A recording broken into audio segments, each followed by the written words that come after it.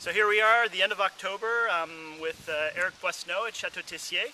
We're tasting all of our 2009s and our 2010s that we're going to be moving to press quite shortly. So since we've got Eric here, we're going to give them all a try. And I wanted to ask Eric just very quickly what he thinks about the 2009 and the character of the 2010 overall. So Eric, le 2010, comment tu le sens comme millésime en général, pas nécessairement par rapport à nos vins, mais en général?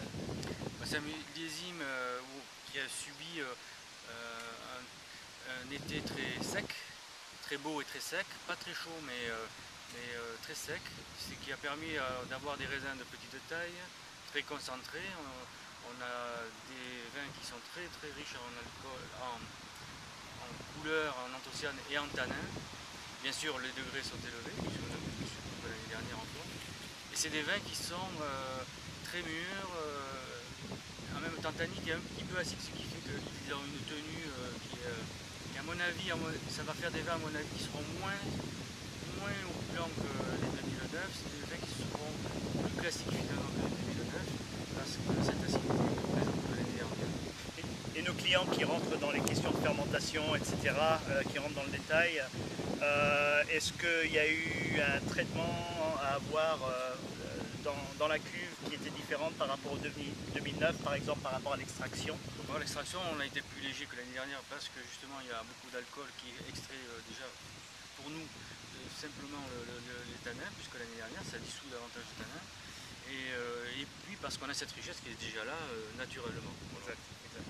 Si on veut faire quelque chose d'équilibré, on va extraire un peu moins. D'accord, donc ça c'est pour toi le marquage du 2010. C'est le 2009 en général, maintenant qu'on a eu le temps de les déguster. C'est un très grand millésime. C'est un très grand millésime. Quand on les goûte, ce que j'aime dans les 2009, c'est qu'on peut les goûter n'importe quand, ils sont toujours bons. Ouais. C'est des vins toujours ouverts, toujours attrayants, toujours disponibles. Et ça, c'est à mon avis la marque d'un super millésime. Puisque tu es un si bon consultant, que penses-tu des 2011? Voilà. On en reparle l'année prochaine. Merci Eric.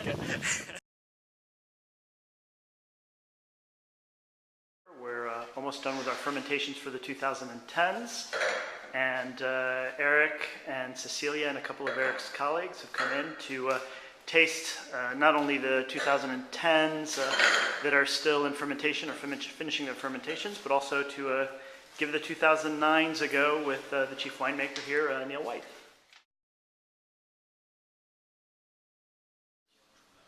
Le poteau, Margot. Oui, donc un vin très fruité, de jolis arômes, c'est impeccable. On a un vin assez structuré, assez puissant, avec beaucoup de densité, un beau Cabernet Sauvignon.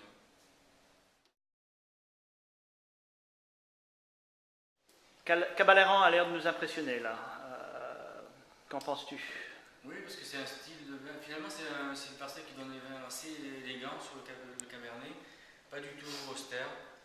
C'est très charmeur et puis c'est des vins qui évoluent lentement mais qui évoluent positivement toujours. Voilà, donc c'est très dans la lignée de celui de l'année dernière. La nouvelle recrue, the new parcel for this year in Cabernet Sauvignon, Comte Catali in Pauillac. Qu'en penses-tu, Eric? Donc c'est un Cabernet très puissant, avec une grande richesse tannique, avec de bons tanins. C'est un Cabernet très Cabernet, avec toute la structure tannique qu'on demande et un bon fond. C'est différent de celui de Caballeran. On a une autre façon, une autre expression de Cabernet Sauvignon qui est intéressante.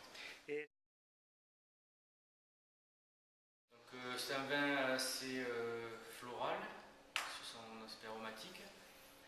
C'est un tanin assez délicat, c'est différent de 2009, avec un style un peu moins chaleureux, un peu moins puissant, moins de volume. En face d'un vin qui a quand même un caractère propre assez marqué. Exact. Bon. Le ruisseau, Eric. C'est un merlot très puissant, à mon avis plus puissant que l'année dernière.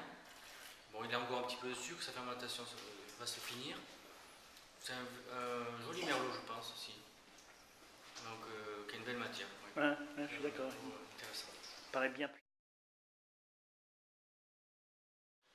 Le Grand Pontet, Eric. Oui, c'est un vin en fin de fermentation alcoolique, un vin très puissant, beaucoup de volume. C'est un vin qui a, à mon avis, un bon potentiel, un très bon potentiel même. Donc à voir bientôt quand il aura fini sa fermentation.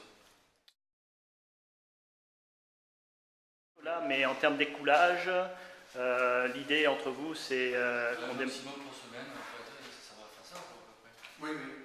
Oui, les cabernets un petit peu moins. Un petit peu moins, mais ça va, voilà, impeccable.